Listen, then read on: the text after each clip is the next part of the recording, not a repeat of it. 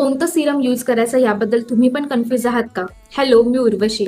आज तुम्हाला सिरम बद्दल थोडी माहिती सांगते. जर तुम्ही हे सिरम यूज केलं तर तुमच्या स्किनवरचा डलनेस कमी होईल आणि चेहऱ्यावर ग्लो येईल. जर तुम्ही हे सिरम यूज केलं तर चेहऱ्यावर जे छोटे छोटे बम्प्स आलेले असतात ते कमी होतील आणि स्किनला हायड्रेशन सुद्धा मिळेल. जर तुम्ही हे सिरम यूज केलं तर चेहऱ्यावर पिंपल्स किंवा ॲक्नेमुळे जे डार्क स्पॉट आलेले असतात ते कमी व्हायला मदत होईल आणि स्किन ब्राईट सुद्धा होईल.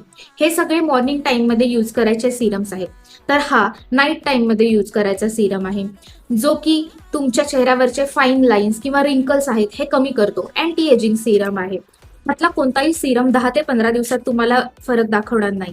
ऍटलीस्ट 2 महिने तरी तुम्हाला डेली रुटीन मध्ये हे सिरम ऍड केले पाहिजेत, तेव्हा तुम्हाला फरक दिसेल. एकाच दिवशी हे सगळे सिरम आपल्याला लावायचे नाहीये, हे लक्षात ठेवा. तुमच्या स्किन केअर रुटीन मध्ये तुम्ही हे सिरम ऍड केल्यानंतर 2 महिन्यात तुम्हाला नक्की फरक दिसेल.